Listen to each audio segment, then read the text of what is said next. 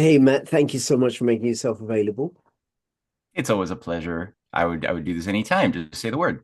You would. This is true. We're going to be talking about something very, very topical and relevant because today, I think it was today or yesterday, we're recording this on Tuesday, the 23rd of December. It's 9:25 p.m. in the UK, but President Trump signed an executive order designating the Muslim Brotherhood as a terrorist organization.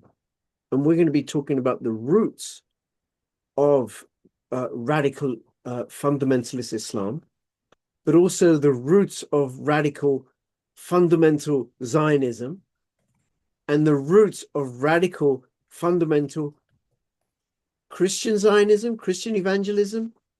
And guess what? It's the same roots, as we're going to find out. Now, Matt, before we get into that, do you want to say a little bit about yourself and where people can find you? Yeah, okay. And this is going to be a fun, controversial holiday episode. It's going to be good. Yeah, people can go to my website, canadianpatriot.org, if they want to dig into my books and my documentaries and the work I do with my wife. Also, risingtidefoundation.net for a more educational, curriculum-based approach to transcending geopolitics, and finally Substack, which is sort of how mostly how we pay the bills these days is through Substack and Substack subscriptions. Most of them are free, but there's a paid upgrade option too that goes out every day. That's matthewehret.substack.com. Great. And I'll have those links in the description below. And this is the third time I think you and I have recorded. We recorded one conversation about the rise of the deep state, which hasn't gone out yet. We recorded another video about the Fabian Society, which, oh my God, the feedback we've had on that has just been phenomenal. So thank you so much for that. Oh, And sweet. this time we're going to be looking at the roots of these extremist expressions of the Abrahamic traditions. Now, for people who know, I'm Muslim, and as a Muslim, we recognize all the prophets from Adam, Moses, Jesus, all the way through to the Holy Prophet Muhammad. And Muslims actually believe that Jesus will come again. That he will come again and something good will happen. Forgive me, I'm Muslimish. I should get my son up who knows better about this, right? But we do believe in the second coming. And he came to bring us God's message. But we have a world now where these three groups, these Abrahamic traditions, are often at odds with each other.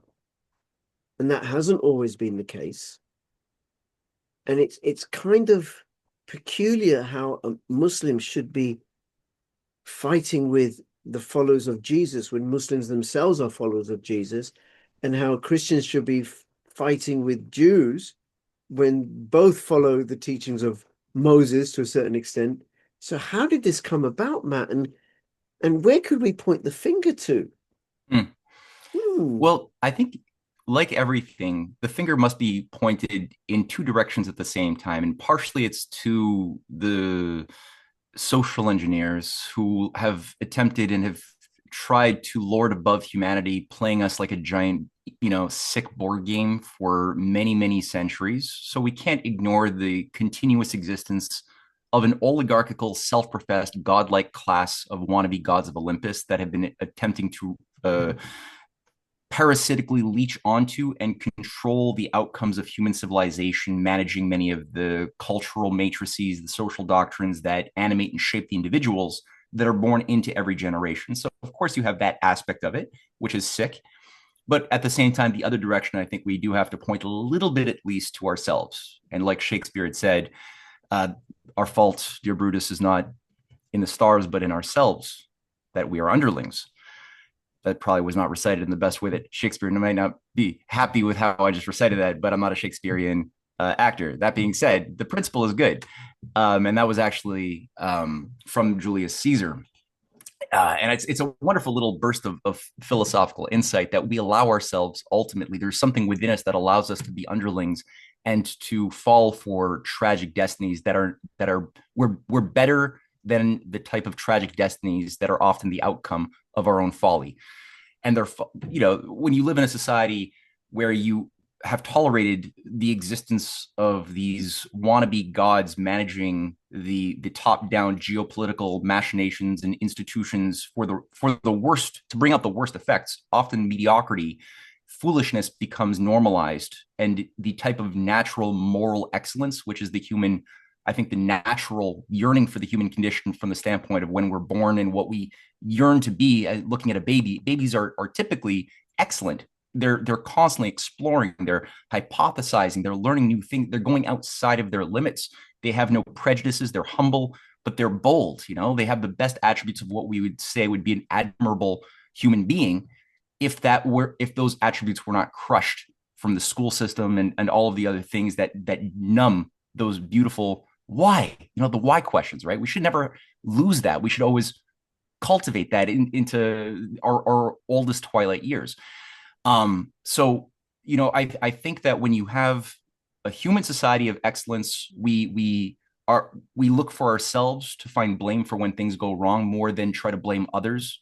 We have less prejudices, we're more self-reflective, self-examining. We take more responsibility, and we recognize that our rights come with responsibilities. It's not simply the right to eat whatever pizza I want and that's my rights. It's that rights come with something more. So as far as your question is so good, because you're right. Like, we have the Abrahamic faiths especially, but really all of you'll find that the viable cultural traditions of the world that are very ancient.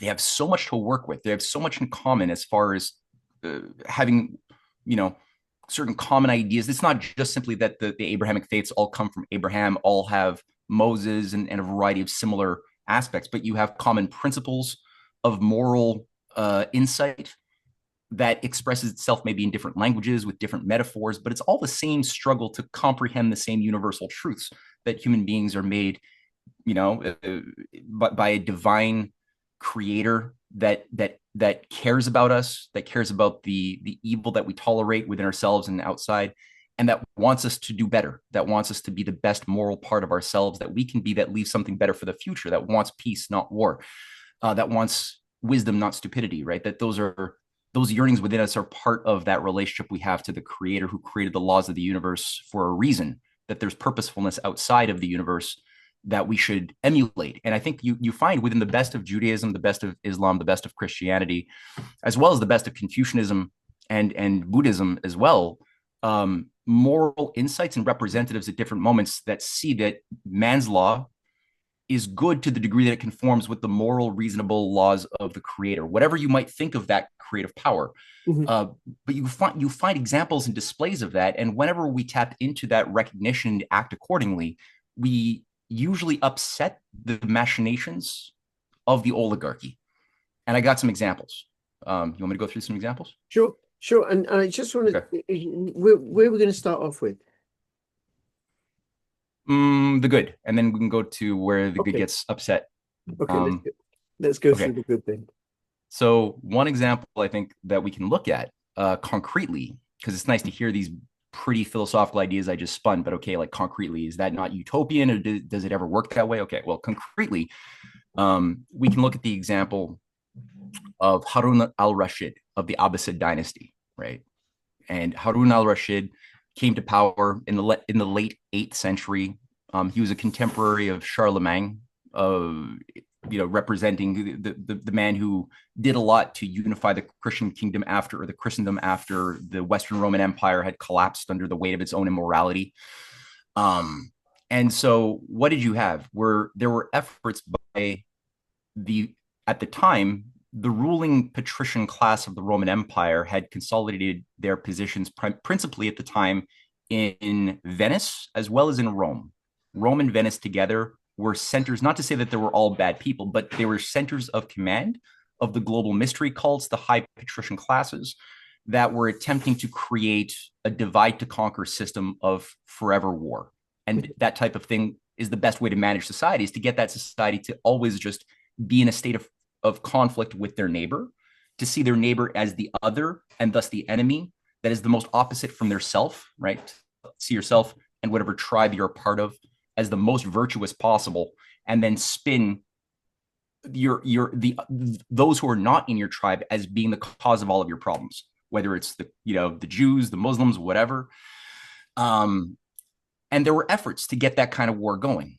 So the anomaly here is that while both men lived, you had what were known as the Carolingian Renaissance and the Abbasid Muslim Renaissance period. So both the Abbasid and the Carolingian period were going through periods of massive population growth, new discoveries, inventions, the houses of wisdom in Baghdad. You had dozens of essentially Platonic academies that had sprung up, which invited Christians and Jews and Muslims, even some Hindus to come in through the Silk Road and study astronomy together and study and to translate ancient Greek and other texts in poetry. So you had these incredible houses of wisdom, these ecumenical centers that were blossoming and providing sort of like a real creative incubator, providing many of the leading advisors of the courts of the Abbasids as well as of Charlemagne, who were trained in this milieu. And as an outcome, and I would also include many Jews. Again, you had very, very wonderfully smart, wise Jews who were able to provide a lot of the diplomatic counseling that provided for war avoidance. One example that's really notable is the case where there was nearly a crusade.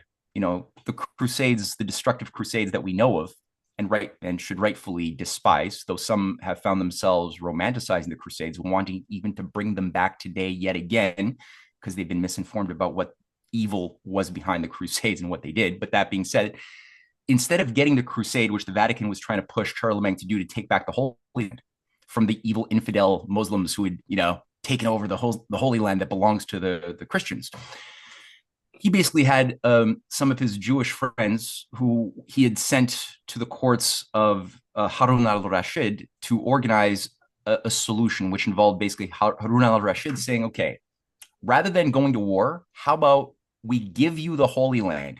And he sent a massive envoy and embassy back to Charlemagne with the deed to the Holy Land, a bunch of elephants. One of the elephants became Charlemagne's best pet that he rode for 20 years. So you have this Christian king in Europe riding an elephant that he loves. He gave it a name. I forget what it was called. And also silk and other gifts, tokens of appreciation and friendship. And he said, look, it'll be yours. We will guard it for you. And it will be literally yours. So we don't have to fight. And it was a wonderfully bold, creative maneuver. At the same time, you had a Jewish kingdom while all this is happening. One of the key figures, one of the key places that's making this avoidance of the Crusades happen is a channel of the Northern Silk Road. So at this time, you have the Southern Silk Road, which was revived by the Confucian Tang dynasty that had come to power in 618 AD. The Tang dynasty comes to power after, let's say, almost 400 years of dark age in China. After the Han dynasty collapses in 200 or so AD, the Han dynasty collapses. With that was just total disarray, warlords, kind of like when Rome collapsed, it went into warlords, basically a high overturn of corrupt leaders and robber barons and what have you, and pagan, freaks. Same thing was going on in China. It went into big population downturn, collapse, chaos, plague, other things. But then the Tang dynasty comes in and consolidates a viable nation again, but also revives the Silk Road. And you have a Confucian Renaissance, the Silk Road, which are the conduits between East and West, not just silk, but also cultural exchange, has a southern corridor, right, through the Muslim world to the Christian world, also branches into Africa. Much of that which has been erased, unfortunately, or highly sabotaged by British, French, and Belgian imperial interests who have worked hard to erase the cultural memory of the Africans as an active leading part of that Silk Road revival, but also the Northern Silk Road, which was revived, that brought goods through what is today's Russia, and specifically Ukraine, in an area that was known as Khazaria. And many of your viewers might at this point be getting red alarm bells because the name Khazaria has sparked a lot of fear and anger as the domain of all evil in the minds of many people today. What you can imagine I'm about to say, though, will surprise, in that my analysis, my research, has led me to a very different conclusion. And that this Jewish kingdom that converted to Judaism in around 750, 760 AD, around the time when Charlemagne's father, Pepin the Short, was emerging into a very powerful position in the West. This was actually a domain of great good. And controversial that I just said that. So here's the thing. Why am I saying that? Well, Khazaria, there's hardly any actual surviving evidence of Khazaria per se. So the actual kingdom that had existed for several centuries until about the 11th century was systematically wiped out. All memory and all artifacts of Khazaria, except for the Geniza scrolls that were recently discovered in an attic in a synagogue in Egypt. That's called the Geniza scrolls. They just discovered it a few years ago, which contains some living references of people living in Khazaria. But other than that, everything has been systematically wiped out. It's unheard of that a relatively modern kingdom would be so systematically destroyed as far as living artifacts and written records. There's only very, very tiny fragments. The most valuable sources that we have that are useful are contemporary Muslim geographers, historians, and scholars living at that time who did write about it. We do have that. So that's something to work with. However, when you read what those Muslim scholars were writing, especially al-Masudi's Meadows of Gold, which is a big, I think it's a 9th or 10th century Muslim text talking about Khazaria, it paints a very positive picture. It's quite astounding what you find reading this text. And one of the things that is pointed out by several Muslim scholars living at the time is that Khazaria, which had a very powerful alliance with the Muslim and Christian world, also had a kingdom which, if you look at it, had a Supreme Court which managed all of the laws. The Supreme Court was made up of 2 Christians, 2 Jews, 2 Muslims, and 1 pagan, because there were still pagans, Greek pagans and others, today, what became soon thereafter Russia as we know it, or a big part of the Kievan Rus. So you had an ecumenical Supreme Court giving pretty equal say to the various dominant Abrahamic faiths. You had also a Muslim army. So Khazaria didn't have their own standing army.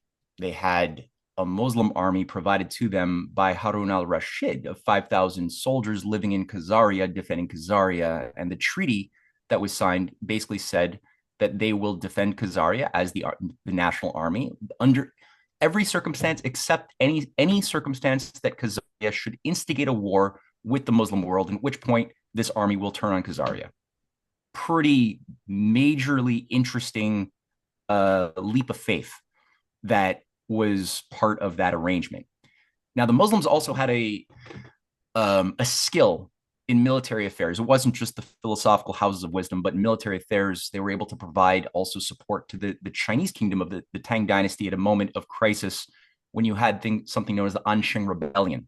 One of the leading generals at the time wanted to make himself emperor and put the Tang dynasty into a civil war that nearly destroyed the Silk Road, the trade routes.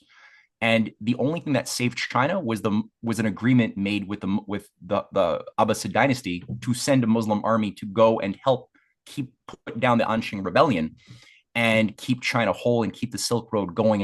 And those Muslims were given a reward in gratitude of land where they were allowed to settle in the west of China. Okay, Matt, thank you for that. Right, I want to move this to more contemporary. What you've described is a situation which I get the sense has been fairly prevalent throughout history, where Muslims and Jews and Christians have got along or worked stuff out. Where you were talking earlier about was it the Romans who'd worked out that, to keep people fighting each other? I was thinking of the modern Levant, because you have Muslims and Jews and, or like the civil war in Lebanon in the 70s, all those different groups. What Assad was able to keep a lid on in Syria between the Kurds and the Druze and I don't know, all the other different groups, the Christians and the Muslims and the Shias and the Sunnis, and I think there were some other groups there as well, right? That a situation has come about where there is this conflict between these groups, and I see it expressed in the UK in terms of sentiment against the Jews, sentiment against Muslims, and then what seems to me the British government putting in promoting policies that are anti-Christian. Yes. So how come this has come about in, I suppose, contemporary, in the last 200, 300 years or so? I'm so glad you asked the way you did, because if the answer to that question needs what I like, so that my opening remarks that you asked me to deliver is, it's important for people to have that positive natural impulse, both in theory and in practice in their minds, to understand why this is happening now in more Mhm. recent years. Because we didn't take the lessons of how the Crusades were finally orchestrated. Because the thing that ended this healthy ecumenicism of the different cultures and faiths working to bring about the best outcomes and avoid war, and to share knowledge, and to share also economic trade with each other, that it took a couple of centuries for it to finally be torn down from within. It took a lot of subterfuge, a lot of Byzantine sort of smoke and mirror games to get dumb people to be the worst part of themselves, to fall into traps. But it also required the emergence of certain collaborating Gnostic orders that are still there today. Now, what They've does maybe Gnostic mean? Gnostic. no, it's a reference to institutions that proclaim a secret gnosis, that for Secret. an inner initiated esoteric elite that is devoid of any connection to using your reason to make a discovery. So that we have the natural way that we come to knowledge by using creative reason to think about paradoxes of our own understanding in something we're trying to make sense of, and we try to generate hypotheses that will resolve the paradoxes and thus give us eurekas that is intelligible, though it's not mathematically deductive inductive logic. It's different. Mhm. I'm talking of a different kind of thing. That can't give you a discovery. That can only give you quantitatively more information. Yeah. So you have the real type of creative nonlinear discoveries that are tied to bursts of freedom, aesthetics, and scientific progress. That's the, I think, the human thing. And then you have the counterfeit. So you have embedded within many of the ancient mystery cults, for example, the ancient Isis, Mithraic, Atis mystery cults that shaped the pre-Christian, pre-Muslim era, even pre-Jewish era, frankly. You had initiatory degrees that are sort of the precursors of many of today's Masonic agencies. So you had initiatory rites that would be designed to give outer body experiences, ecstatic states, utilizing the help of uh, certain formulas, like, and I don't want to get too off topic, but just to say, Sure. uh, there certain formulas like the merger of moral opposites. So you do certain acts that take the profane and the sacred and merge them together. So murder and sex, things like that are normally profane, you merge together into things that become beyond the dualism. And there's sacred drugs, opiates, things, ergot, hallucinogenics that have been used since ancient times to assist in that process of providing the outer body experience and give people this sense of being elite, being wise but without knowledge, but wise without discovery, gnosis. And so, like in the case of the Jewish realm, you had for a the most virulent expression of this movement took the form of the secret teachings of Moses cult that said, okay, we have the written Torah that's written down, but then we have the secret Torah that's oral, not written, which becomes a bit of a game of telephone, right? It's who's ever you can. It's very you're very open to just make stuff up. Yeah. Um, and out of that, you had, like, during the Crusades, certain things like the Zohar that was found, that was, so where I would say even just created out of thin air by a bunch of Templars who brought this stuff back to Venice to be translated and to be um, these I would say, again, made up texts that they act are ancient, but it only emerged in the late 12th century, early 13th century, that give people the keys to doing certain numerological studies, that allow them to play with the idea of essentially passing gaining secret knowledge and then passing it on for an elect, that usually would involve the idea that to do the good you should do the evil, is one of the outcomes along the way for those in the esoteric section. For the exoteric, non-initiated section, it doesn't say that, but I think for the And you tend to have that in the Muslim world, which involve things like the Bahatinites, which are the believers of those who profess to have the secret teachings of Muhammad. And so for those, you had like for the figure who founded the Hashashin order that was created in 1090. The assassins, that's the modern name for the assassins, were the Hashashins, the Nisari Ismailis, who had organized themselves as a sub branch within Shiaism, but it wasn't even Shia, it was a sub branch sect that were professors of secret teaching. And Hassan Isaba was the founder of this sect. It was another initiatory Gnostic degree, and they worked very closely with two new orders that would also be set up to oversee the Crusades: the Hospitallers, the Knights of Saint John of Jerusalem, as well as the Knights Templar. And it's known today that they would work together to take turns assassinating each other's enemies. Even Muslim enemies, Seljuk like leaders and viscounts would be assassinated, even though they were Muslim, by this Muslim sect. And the Templars would assassinate their own Christian crusaders whenever you had moments when you had Christians working too closely with their Muslim counterparts to create a peace treaty. So false flags. Yeah. Yes. False flags. Exactly. Yes. And so within that context, you had an incubator of these several centuries of crusades that just went on, of bloodbath and grievances and you know the cultivation of eye for an eye ethos. Okay, you know, just on this, why keep doing the false flags and keep perpetuating this conflict? I suppose because somebody's getting rich and powerful out of it. Yeah, it's the same thing that happened with Hajj Amin, right? So when you look at like why did the British sponsor in the 20th century the Grand Mufti of Jerusalem, Hajj Amin?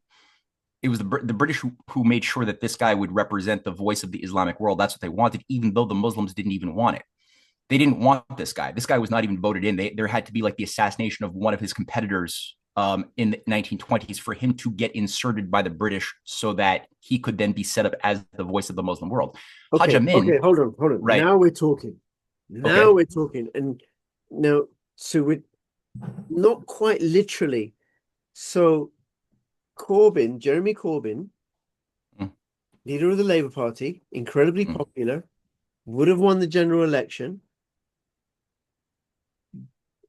But for all the establishment's machinations against him, and then he was replaced by Starmer, who nobody really wants. So I saw that parallel in what you said. The Muslims wanted somebody else.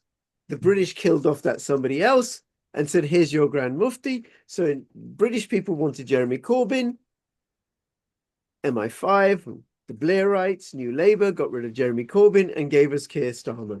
Yeah, I mean, why if it ain't broke, don't fix it, right? Or if it ain't fixed, why? No, well, there's probably an inversion right? to this. Yeah, they want it broken as the natural state. Anyway, there's probably something there. But all that to say, so what did the Mufti end up doing throughout the 1920s? Is he was inflaming a perverse, bigoted sense of Arab nationalism under something that involved colluding with the British Empire and with a bunch of radical Zionists who were also tied to Jabotinsky. So Jabotinsky was also getting support from the British Empire, representing the most rabid, ignorant, regressive blood and soil cult perversion of what Judaism could have been. Jabotinsky was like setting up the Irgun, the Haganah, the Night Raiders, working with these various Christian Zionists who were tied to, I'm forgetting their names all of a sudden. Doesn't matter. So what they were doing is they were taking turns. So the Hajj Amin faction, which was working very closely with networks that would effectively become the Muslim Brotherhood. This is a Freemasonic connected organization that emerged out of the 1920s through British Freemasonic intrigue that set up things like Bana, a school teacher who became like the founder in 1927.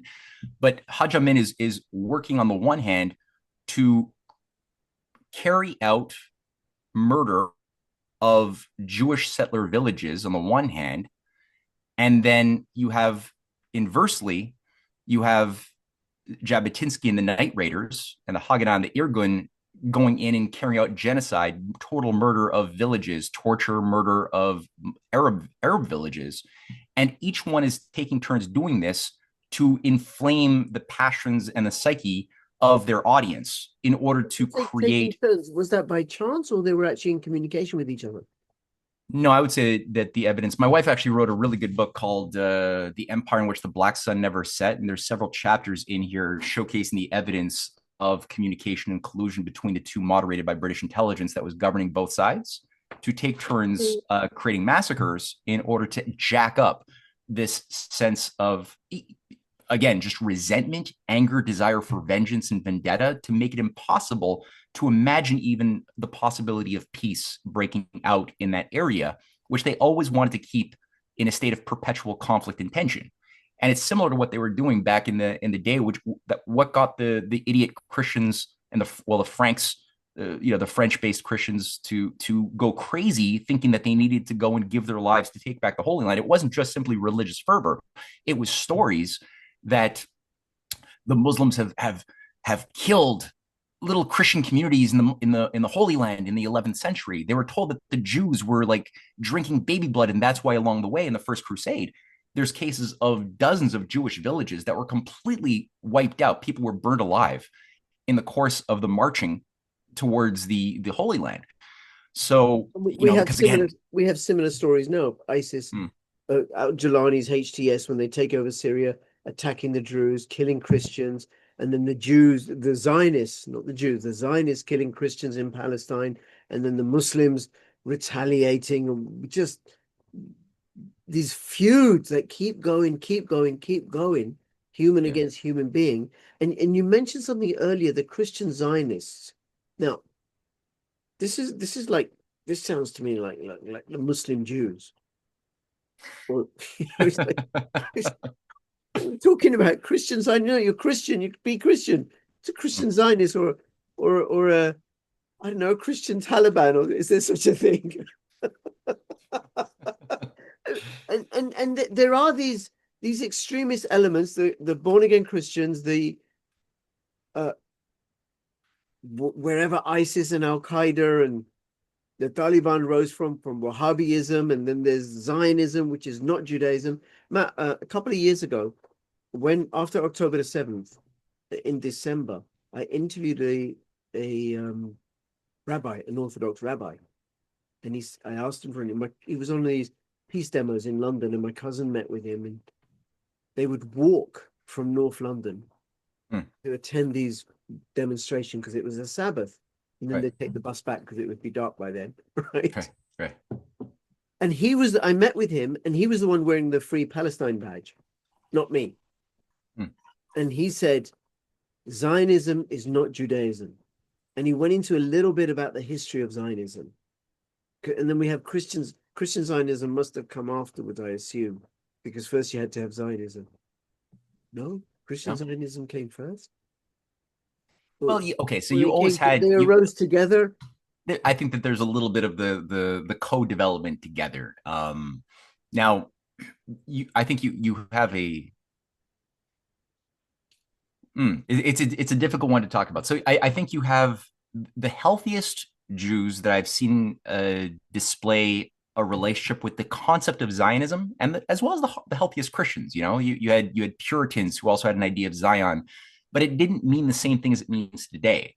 The healthiest ones, if you read the writings of Moses Mendelssohn, for example, or Moses Maimonides, even earlier on, who was a physician to Saladin during the Third Crusade. Saladin, I've developed an immense respect for.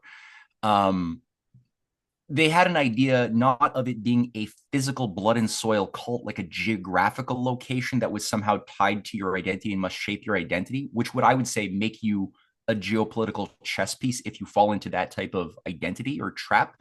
But rather they saw it more as a metaphor for a spiritual land, kind of like Augustine's city of God, like a metaphor that, okay, that if we are the chosen people, if that's true, then that means we have more responsibility to be the most moral, the most best, the most gracious, the most giving people. And you can, if you read like Moses Mendelssohn's Jerusalem book from 1780, That's the type of philosophy that's being put across.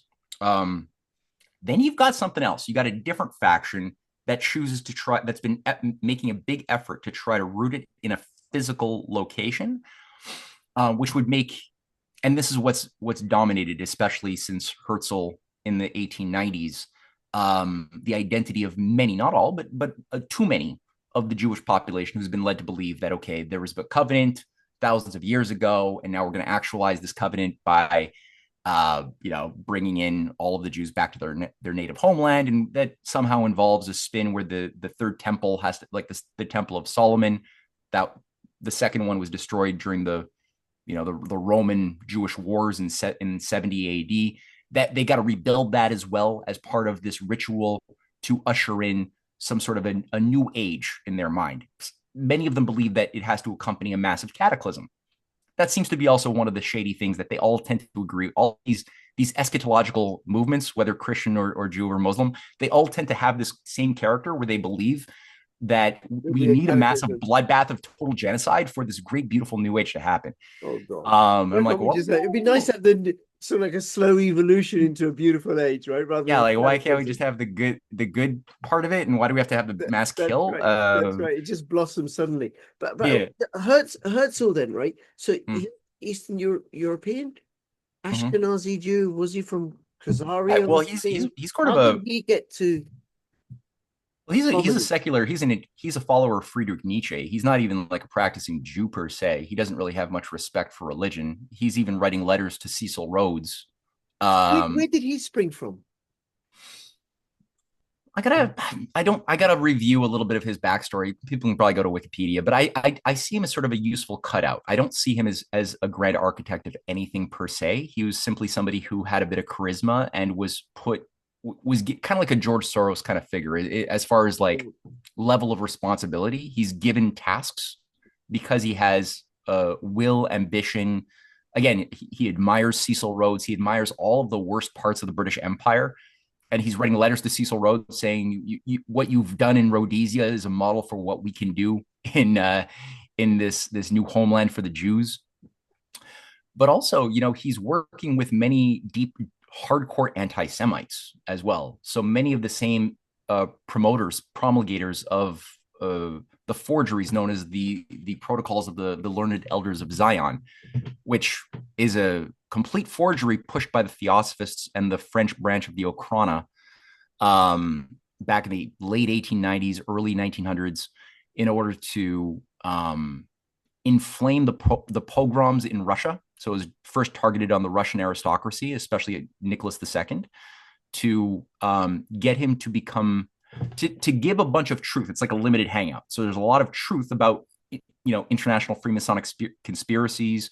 The role of Jewish bankers also comes in, but then they inflame it to make it seem in the minds of people like Nicholas II and many of the aristocrats who will fall for this trap.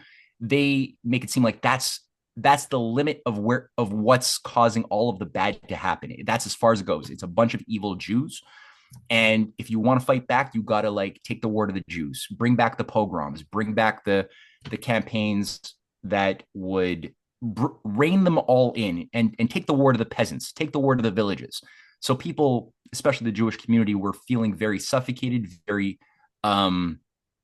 persecuted, which in many ways they were. But again, Herzl is working with many of these figures who are promoting this forgery.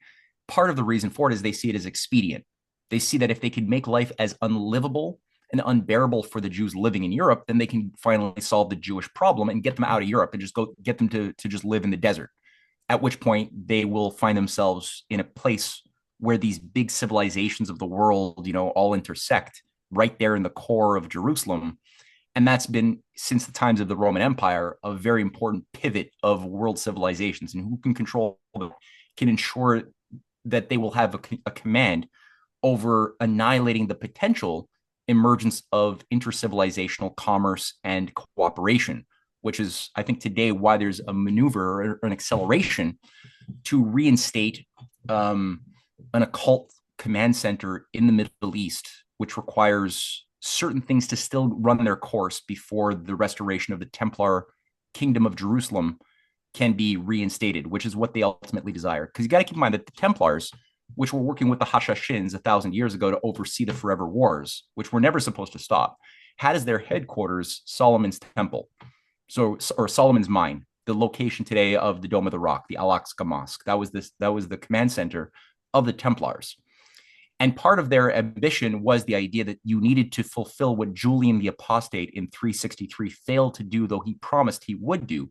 He was the Mithraic pagan emperor who tried one last time to wipe out Christianity by reviving the mystery, but he also was trying to manipulate the Jews with a promise to rebuild Solomon's temple. That's what the Templars wanted to do, and that's what they... Oh, sorry, yeah, go on. Sorry, Matt, there's so many threads. I know. So many threads. I have a few it's not questions. easy. Yes. I have a few questions. Where do Hmm. you keep all this? Where do you keep all these threads? I got a lot of balls between your ears, right? There's a lot of yarn, a lot of balls of yarn, in my right? head. And it all connects. It's like bloody hell, right? And you know Doctor Who and the TARDIS. Doctor Who. I'm Canadian. I'm not British. I don't. Okay. Well, I don't know my Doctor Who. Very famous science fiction series. This is where I'd say like who, and you're like Doctor Who. I'm like who? Okay. And it goes on. But he has this old British phone box, right? A phone booth. You go in. Outside, it looks like a regular sized phone booth. You go in, and it's massive with many rooms. So then I imagine your head must be like that. It looks like a regular sized head, but you go in, it's like, oh my God, how does he keep all this stuff in there? Well, I think it's the story, right? Like, because we're but I want to simplify it a little bit, right? So I had this notion, that for contemporary purposes, the promulgation or the creation or the fostering of Christian Zionism, of Zionism and Islamic fundamentalism, that yes, we can go back many hundreds and hundreds of years, but essentially the modern expressions of them down to the British, where they've used that, they've fostered and sponsored the Schofield Bible, which had particular notes and gave rise to Christian evangelism, which then becomes a bedrock of electoral support, grassroots support, for pro-Zionist politicians in the United States. And then you got AIPAC owning them, and then Zionism being a project of the British, because it was the British and French that broke apart the Ottoman Empire. And then the 1917 Balfour Declaration, well, that was from Britain. Balfour was the prime minister, did it at the behest of one of the Rothschilds. And then the Islamic fundamentalism coming from them sponsoring Wahhabism as a way to undermine the Ottoman Empire. So is that correct? Do I understand this correctly, or is it far too simplistic? You do, but you always have to be simplistic, right? We always have to like create a simple way for the mind to receive, but it can always be unpacked quite a bit, right? I don't have room. I have room for a few ropes. Sure. No. It's good. It's good. Yeah, no, I see what you're doing, and it's important to do it exactly what you're doing to make it simple for the mind to not fall off the track, because there's a lot of moving parts. The Christian Zionism thing, okay, you got to go to two things. In the 1828 period, you had the Plymouth Brethren that were created by Anthony Norris. Who's Anthony? And he was a high-level British civil servant and somebody who's working with the Anglican Church to carry out imperial penetrations of the Ottoman Empire and also India,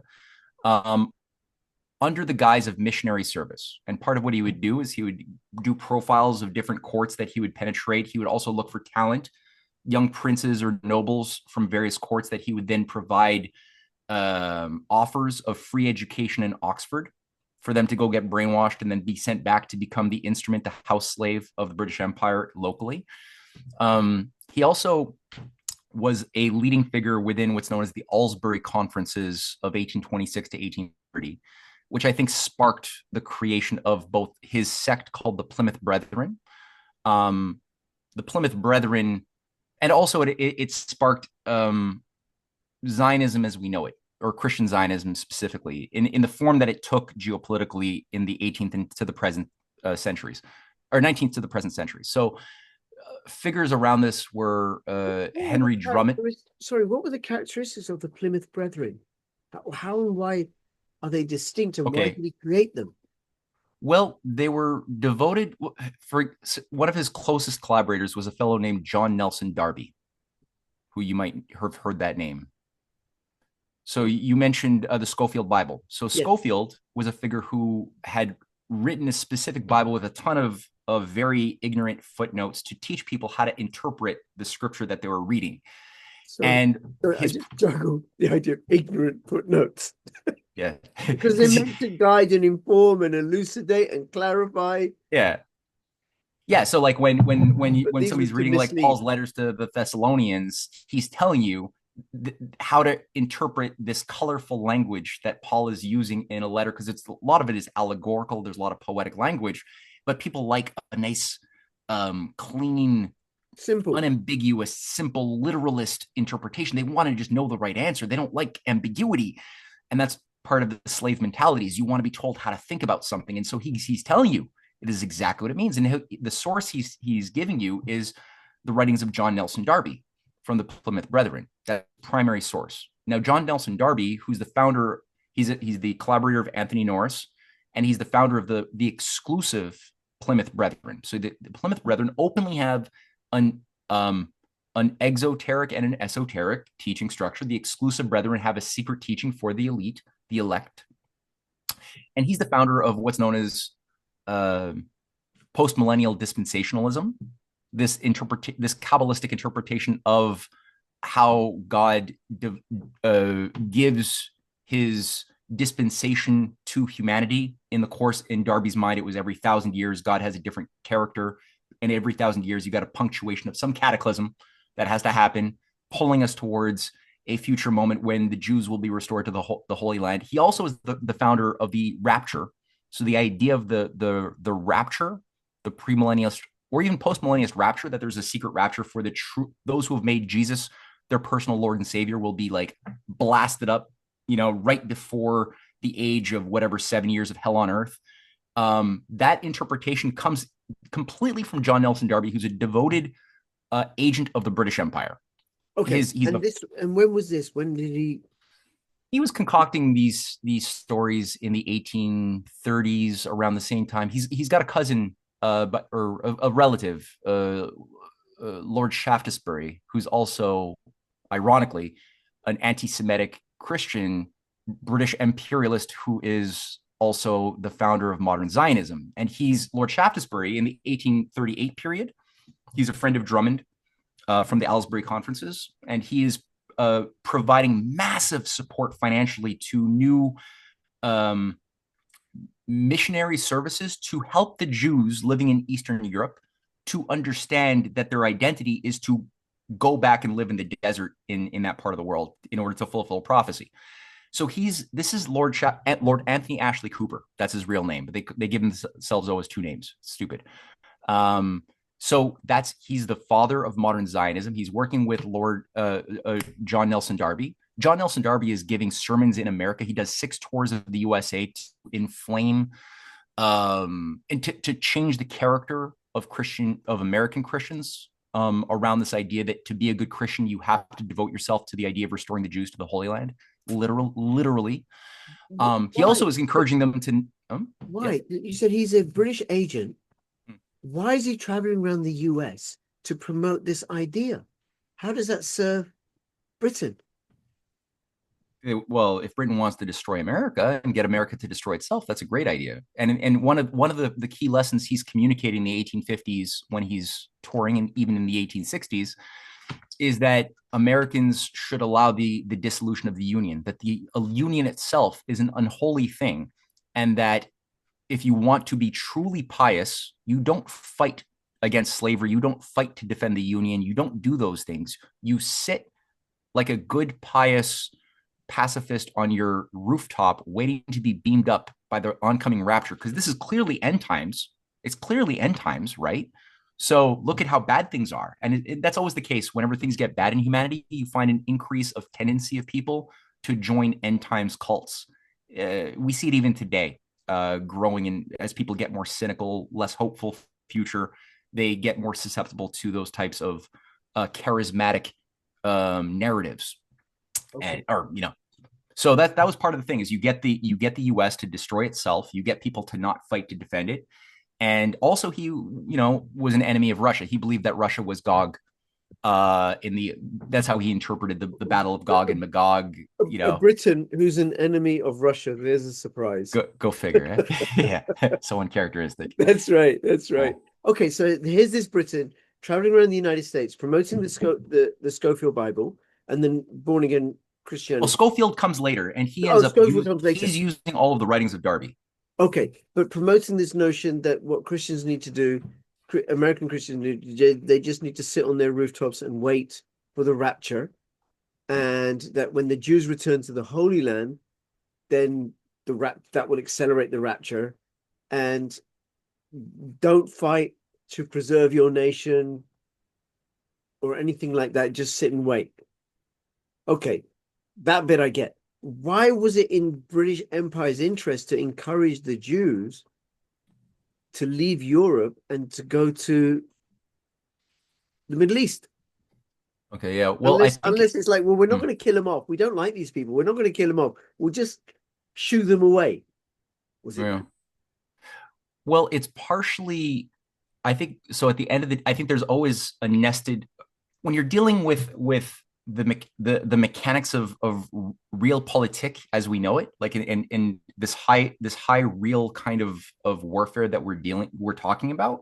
There's never a mechanistic one-to-one Right. cause effect. There's always a multitude of There's many effects threads. that are yeah. There's several layers of desired outcome. Yeah. Um, I would say unfortunately, one of the most subtle but important intentions in the longer game is a mass sacrifice to get the Jews to become the instrument of both their own annihilation and many of the Arabs living in that region of the world that ultimately will need to be imploded for a alchemical dissolution and reconstitution of something out of chaos, But which will also look. Hmm, I hearing that to get this group of ants over there to fight that group of ants, hmm. so that then the the resources would be easier for us to plunder because they'll be too busy fighting each other. Yeah.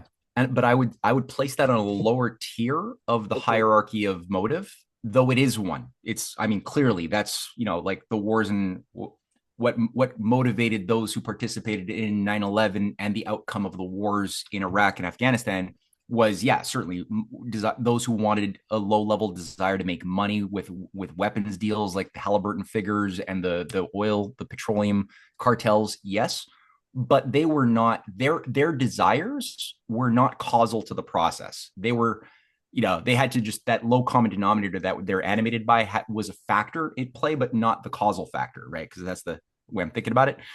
The other thing I would say is, you had because out of the chaos they want to I'm really quite certain at this point that they do want to reconstitute the Templar managed kingdom of Jerusalem as a new headquarters to manage the world, specifically with the best positioned location to target the multipolar alliance of China, Russia, and beyond.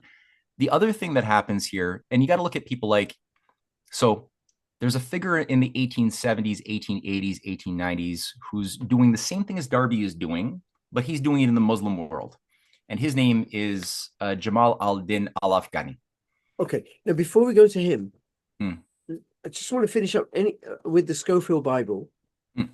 So then, this guy Anthony Norris, building on the works of John Darby, puts in these ignorant notes in the Bible that encourages people to to understand the text in a particular way, which then to support the cause of Zionism, where Zionism is no longer about, I suppose, a spiritual renaissance, but it's about being tied to a physical entity in the Hmm. Levant.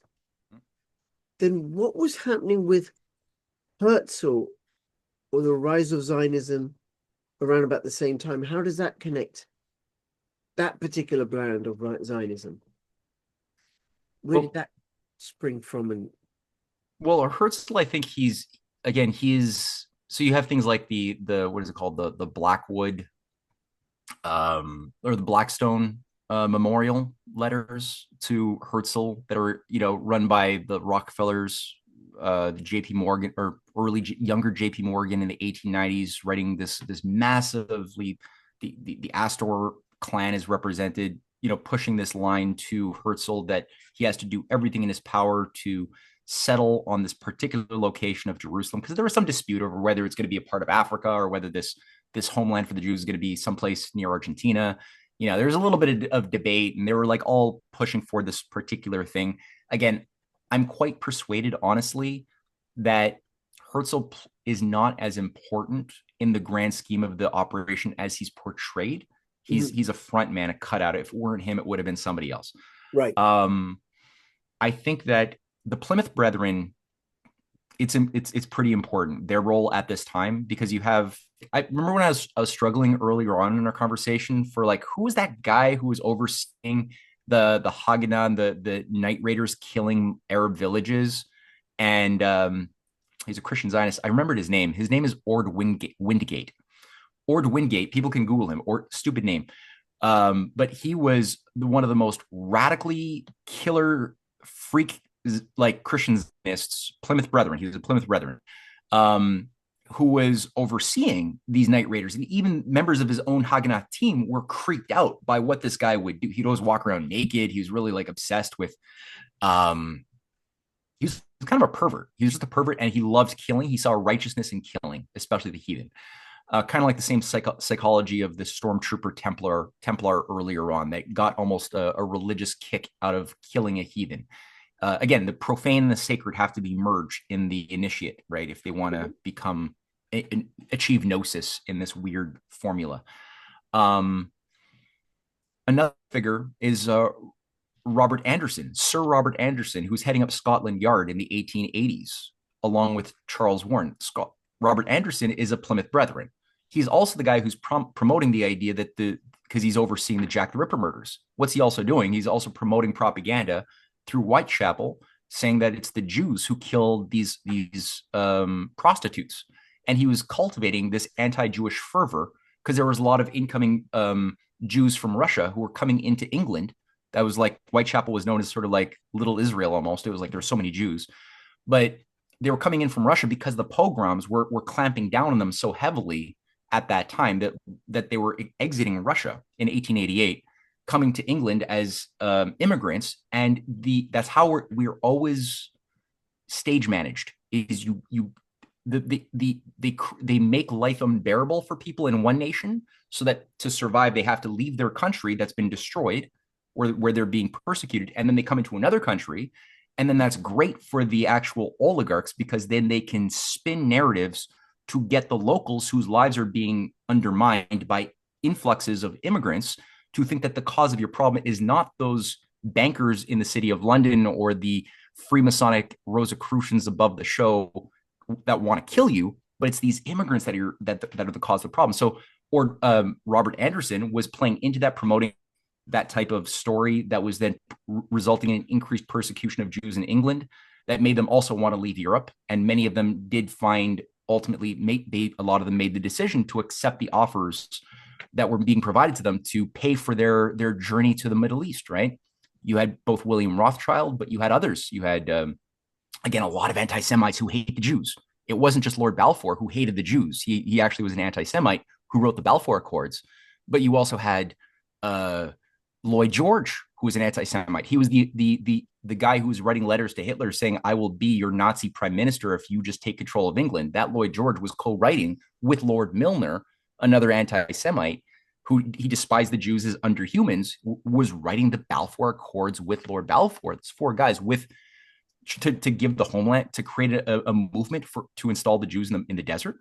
So you're like, why are these anti-Semites? This was to shoo them away, to be shot of them. You make life unbearable. You do everything possible to make life unbearable for them in Europe, so that they want to leave you, and then you create the conditions by which they are absorbed into a specific location. And Ord Wingate, I forgot to mention, he was the official biographer of Sykes, Colonel Colonel Sykes of Sykes-Picot fame. He's the official friend and biographer of Colonel Sykes. So that Ord Wingate of the Plymouth Brethren. Another Plymouth Brethren that you might have heard of is Aleister Crowley. Aleister Crowley, the Grand Arch Satanist, Great Beast 666 Crowley, emerged out of the exclusive Brethren before he became an initiate of the Hermetic Order of the Golden Dawn in England in whatever 1893 or something. And he basically said in the course of his own life how he was always devoted to John Nelson Darby's interpretation of premillennial dispensationalism. He just saw that his job was to accelerate that thing that Darby was talking about. He just said that, my job was to be the Antichrist that Darby was saying had to happen.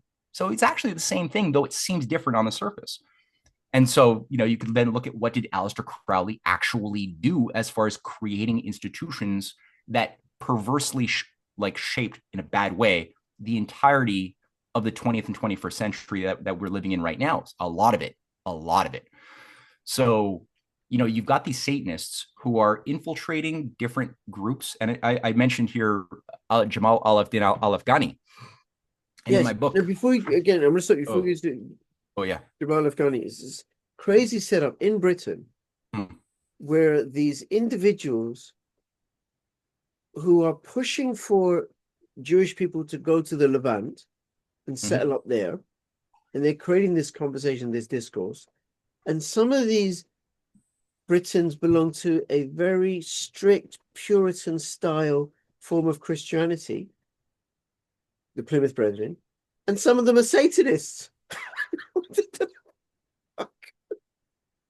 Well, I think, and that's I think where you get most of the. So the formula for most Gnostic movements is that they have always a two-tiered teaching structure, where on the majority of the members of most of the Gnostic organizations are not bad people in general, which includes the Theosophists. It includes, look at the Druze, look at the Yazidis, look at the Alawites, look at many of the Gnostic movements have an outward teaching structure that is a very nice thing, light and love and good things. You can't say anything bad about the outward teaching, but they also have an esoteric secret teaching order for the initiates that is very secret. And it's usually going to be the opposite game. And usually those who are not in that inner club, who have not initiated to that higher degree, are disposable people, and they will be used as mass sacrifice if needed for any type of outcome to occur. That's something that also tends to happen, unfortunately. And a good example of that, here, I'll just jump right into it. Jamal al-Abdin al-Afghani. We're now ready to go to Jamal al-Afghani. And he's a really important figure who is known as the founder of Salafism in the 1880s. He's also a fellow traveler of Madame Blavatsky, Helena Blavatsky being the founder of Theosophy. What's for people who don't know, including myself, what's Salafism and Theosophy? Just in a few words, broad brush. Theosophy is the British Spiritual Warfare Bureau, or a think tank, a movement that emerged out of the 1875 period. Last show we talked about the X Club, the Fabian Society, the Round Table movement. These represent the intellectual and geopolitical think tanks that would manage those aspects of the condition of the material and the intellectual realm.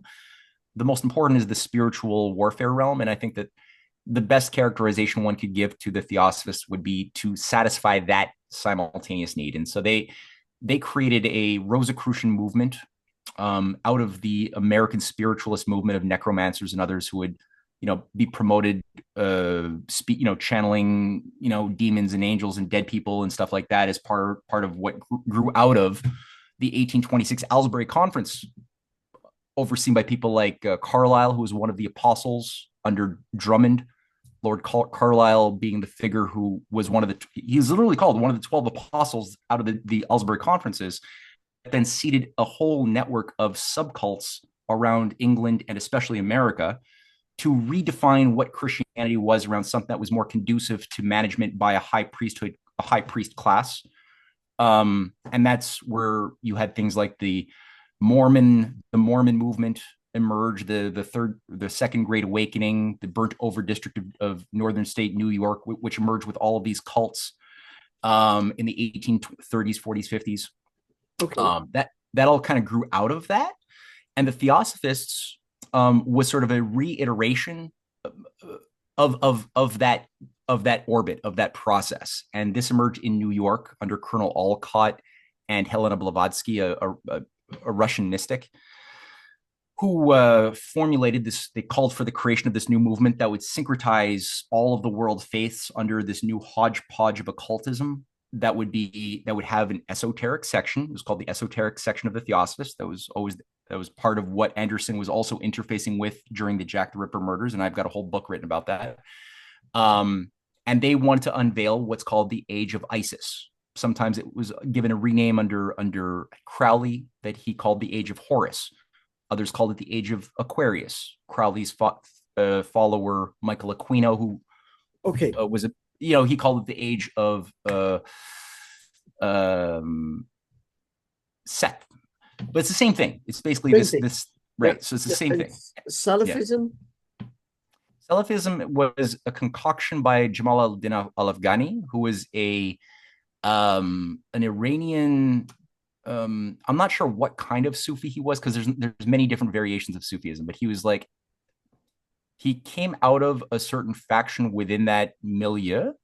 He was very, very much an asset of the British Empire. He was installed at a certain point as a prime minister, I believe it was, of Afghanistan, where he was induced to set up a revolt that gave the British an excuse to go in, which is what they really wanted, to smother the revolt and then stay in charge.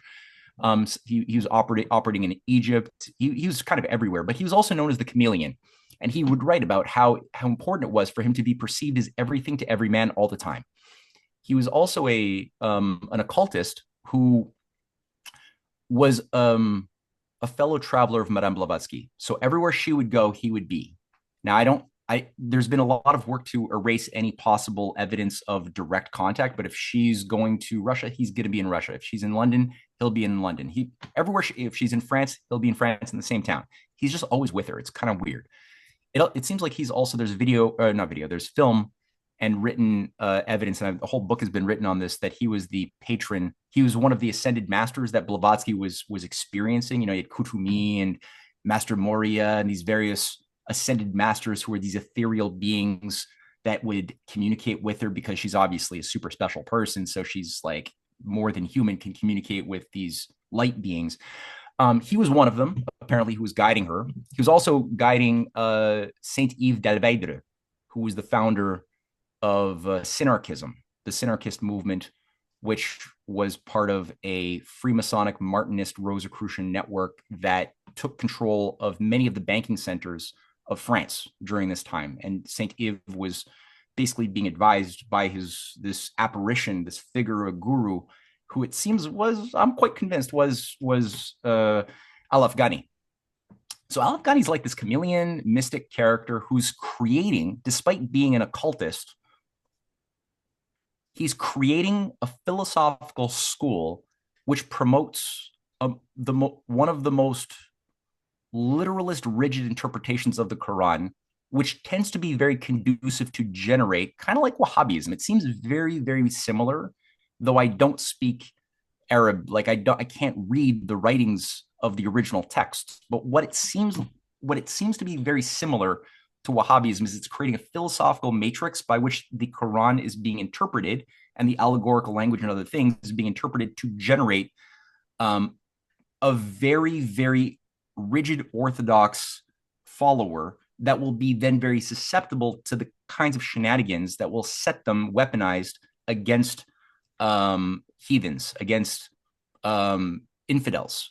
So it tends to be an incubator for generation and recruitment of religious fanatics, in a similar way that the Darbyist school of interpreting the Bible, the Christian Bible, in a certain way, tends to be conducive to producing a lot of fanatic neocons.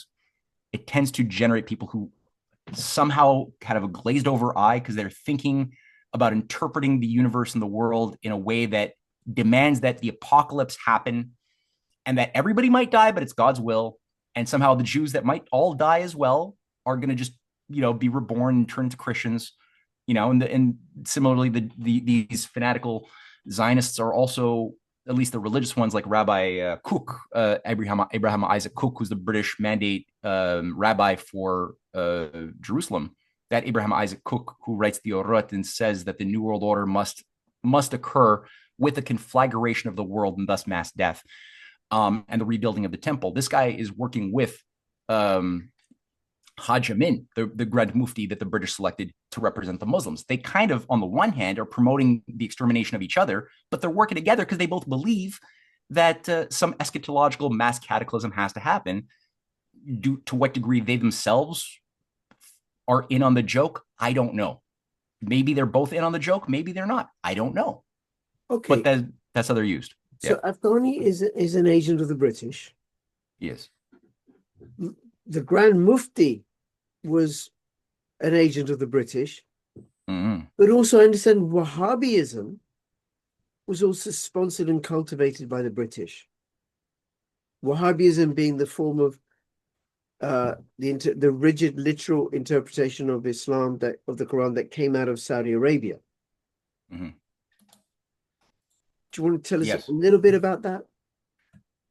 I will say a little bit, but I would encourage you, as before we began recording, there's a figure who did the most valuable work I have encountered on this topic comes from a researcher who's based in Sweden, whose name is Hussein Askari, and he represents the Schiller Institute in Sweden. And his work on Wahhabism I found to be of the highest value for helping me make sense of who was al-Wahhab as a philosopher scholar who ends up working with the al-Saud family quite a long time ago already. Like, we're talking, when they're still like Bedouin warlords, way before the British even got a handle on that situation. When the Ottoman Empire was still relatively strong, there was already this collaboration going on. I guess this is the 18th century here. But al-Wahhab is kind of doing something similar to what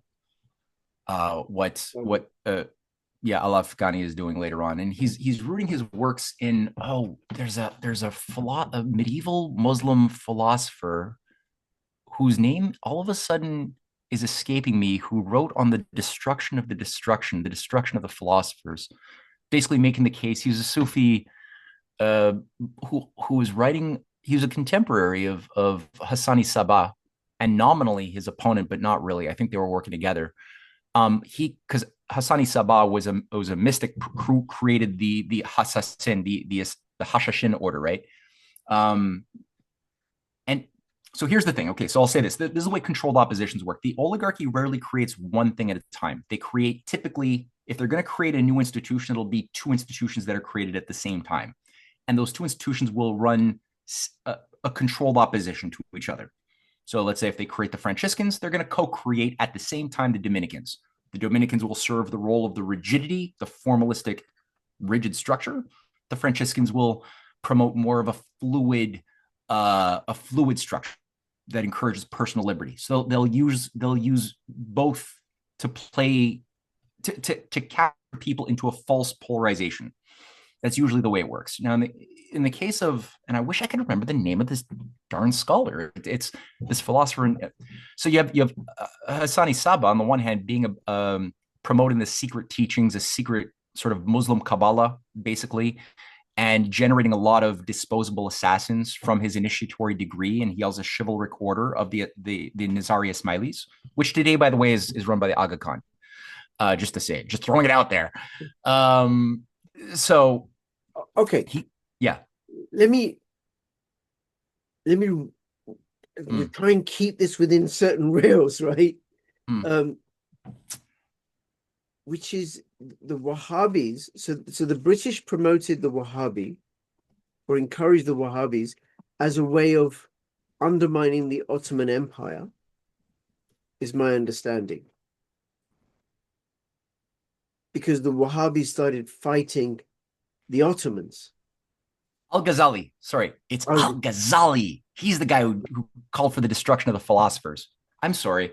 That's what Wahhab was bringing about. He was reviving because Al-Ghazali's doctrines that called for an obedience purely to the literal word of the text. But what does that mean when you have such an allegorical text that demands interpretation and wisdom to interpret? How do you do that when he's saying we have to get rid of the school of philosophy, which is just separating us from God because God is literally located in the literal text?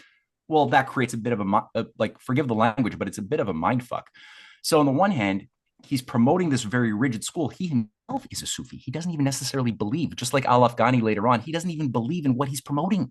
That's the joke. They don't believe it, but they create these multi-generational, very destructive ideologies that then create an opposition to the fluid school, or one of the core fluid schools, which has been recruiting people to be useful idiots for this forever war, which involves, drug use, licentiousness. I mean, that's why they call them the Hashashins, is because they became renowned for smoking a lot of hash, going into ecstatic and altered states, and then going, when you're in an altered state, killing a high value target.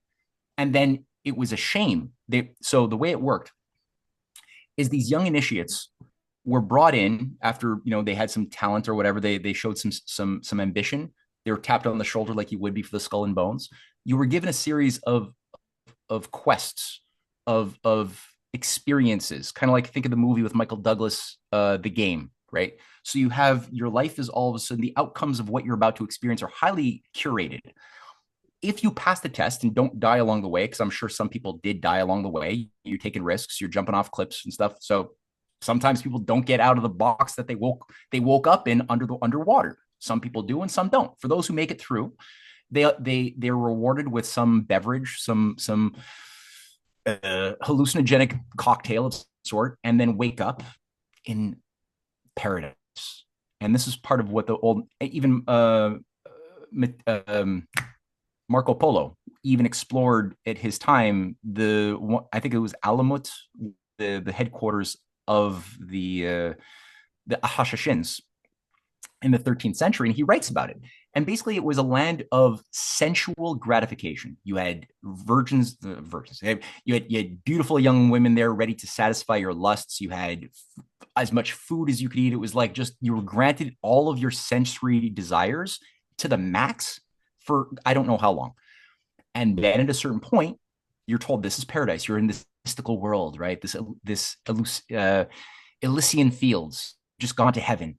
And now, at some point, you take a sip of your morning beverage and you're passed out. You wake up back in Baghdad, and now you're told you have a mission to fulfill. If you want to get back to paradise and get the 72 virgins or whatever it was, you gotta do the task. You gotta kill this Viscount. You got to do this thing. And if you come out of it alive, you will not be blessed.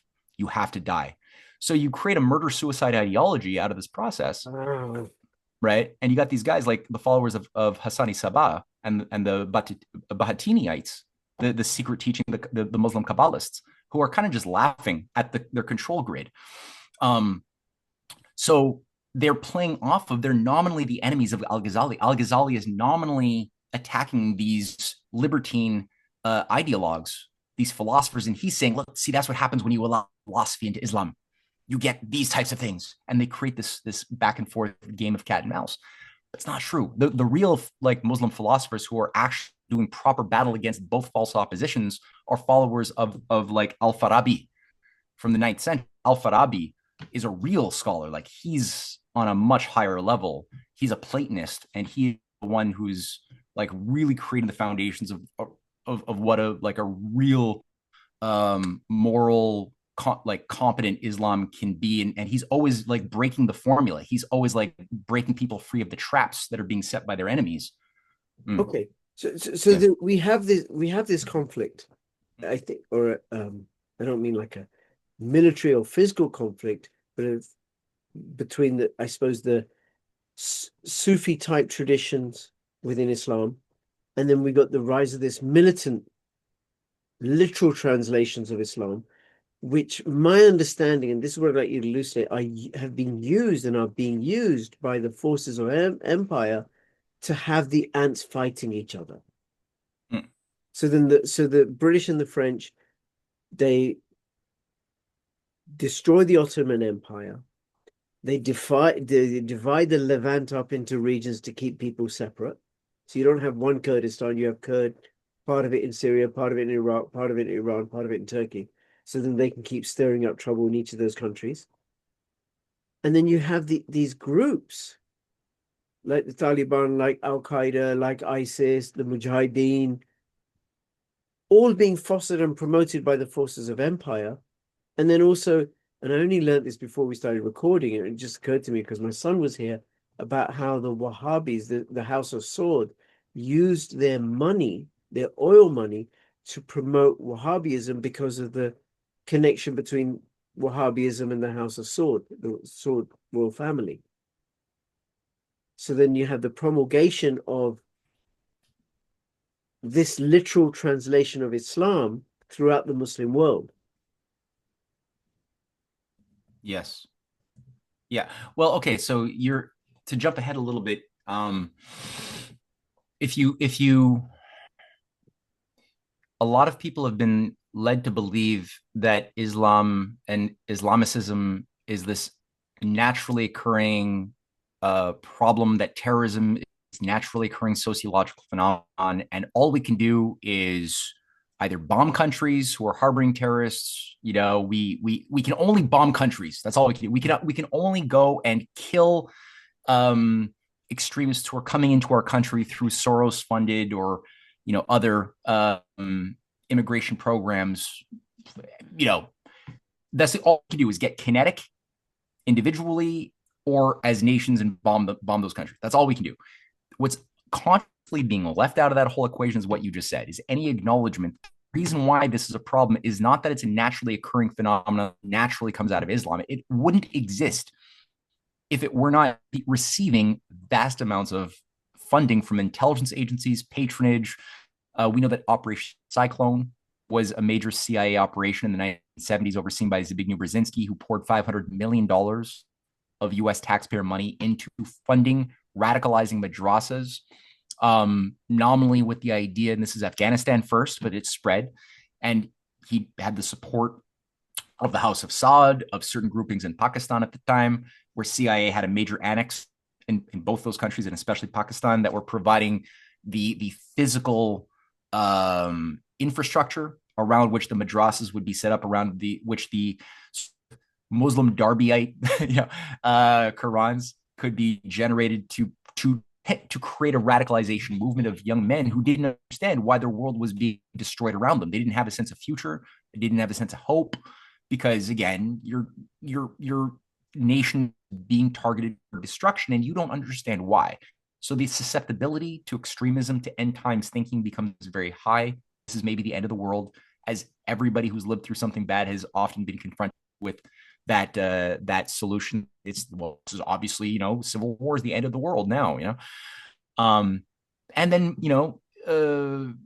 CIA connected special forces units emerge in their little village, offering to pay them maybe $500 a month, which is way more than they could ever imagine. Even they might have to die, but your family will be taken care of, maybe, but they're promised that.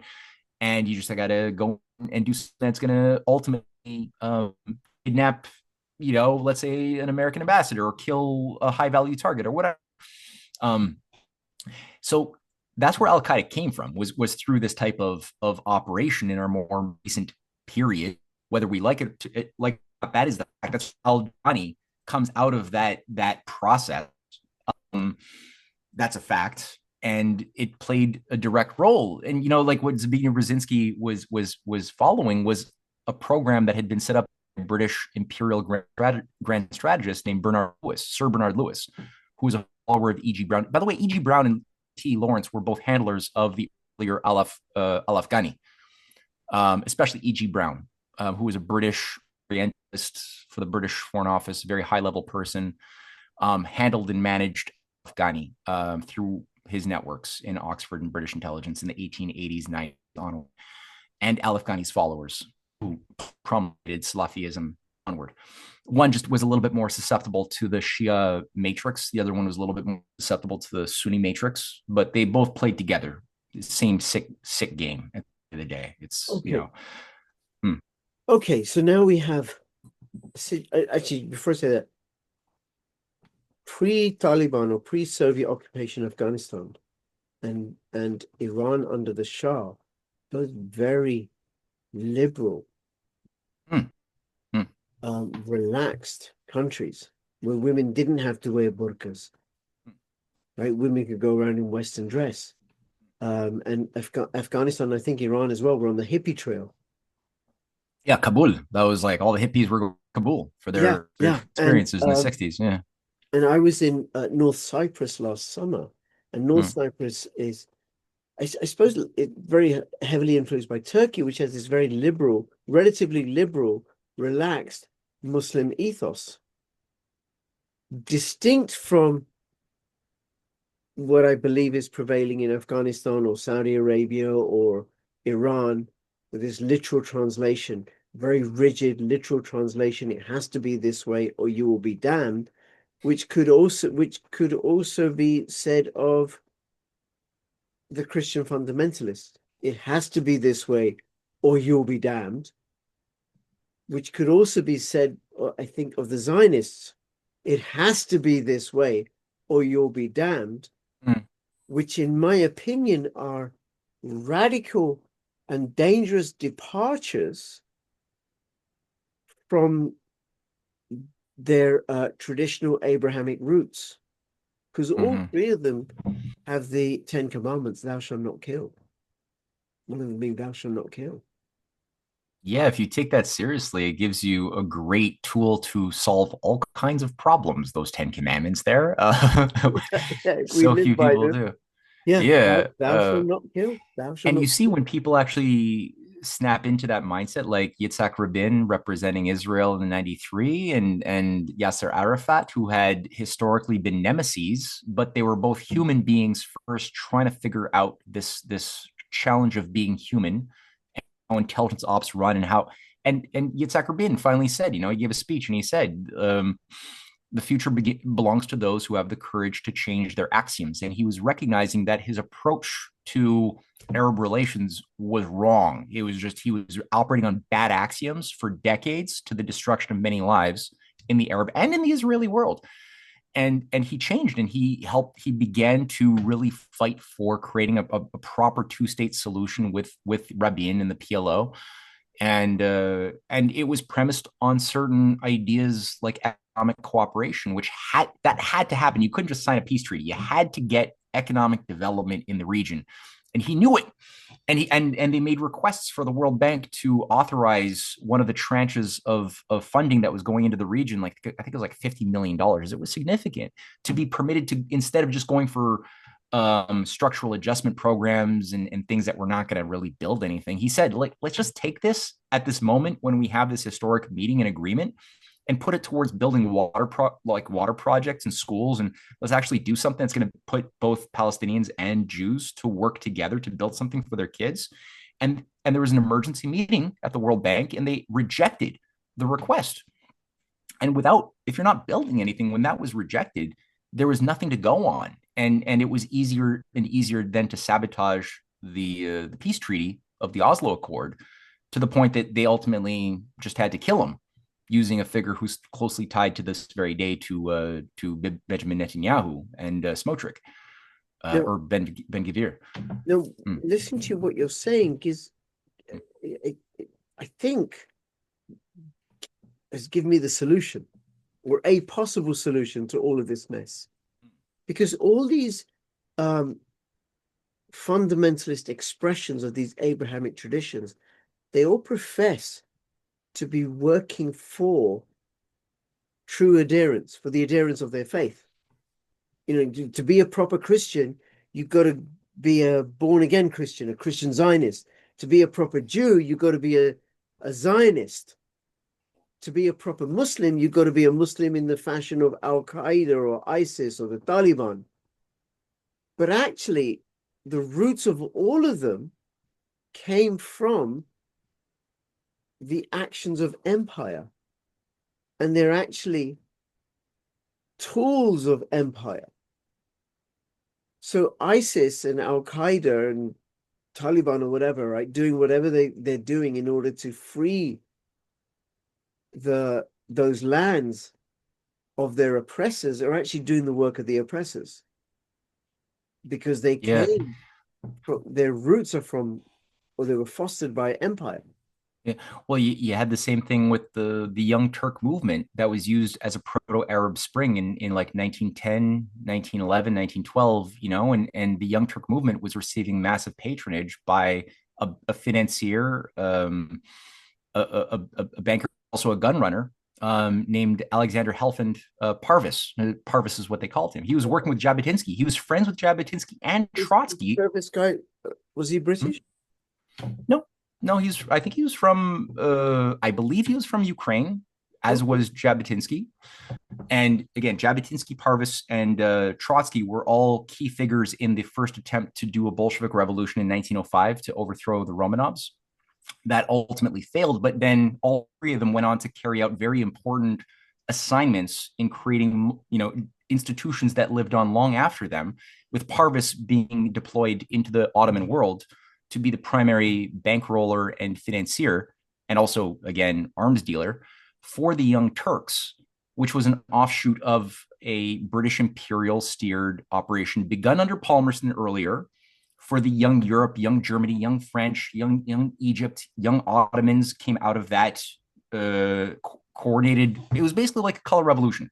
You focus on young utopian idealists who don't have a lot of experience or wisdom, but have a lot of energy and hope.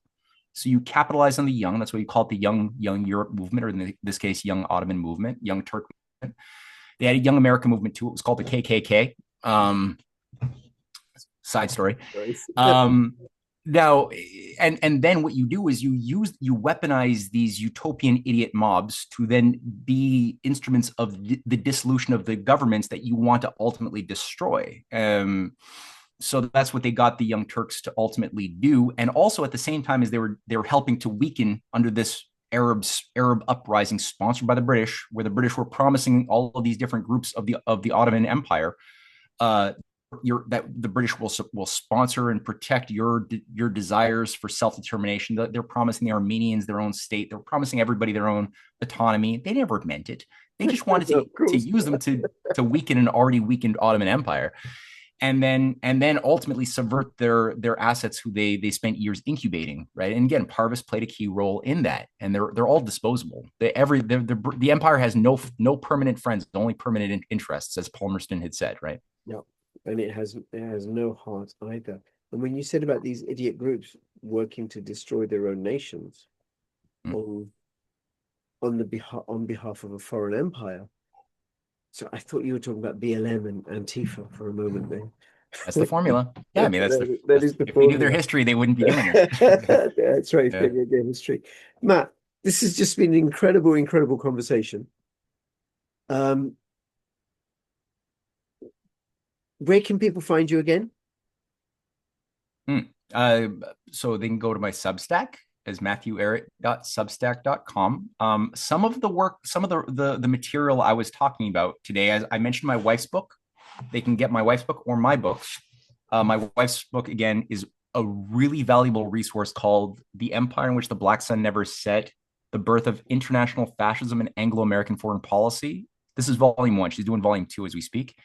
And this is Mystery Babylon and the Age of Aquarius. It's volume 1 of my 3-volume Revenge of the Mystery Cults. And a lot of what I was talking about today with the Plymouth Brethren and other things, it's in this book. So they can get those on CanadianPatriot.org. There's a buy the book section, or they can write to me. I can tell them how to get a signed copy if they want.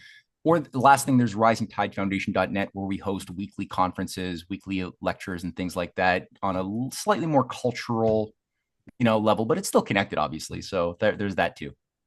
Okay, well, listen, thank you. I shall link to those in the description below. I really appreciate this. It's just, oh my God, it's just absolutely incredible knowledge, right? Really appreciate it. We'll be back on at some point soon. Thank you so much, guys. Please follow Matt, check out his work, share this video, And I think it's just really, really important for us to bear in mind, for us all to bear in mind that we all share a common humanity. And that's what we need to focus on versus allowing ourselves to be manipulated by the forces of empire, by those that would want to rule over us and destroy our lives. This is Matt and Rich signing out. All the best. Bye-bye. Thank you. Bye-bye. Happy Christmas. Oh, yeah. Happy Christmas.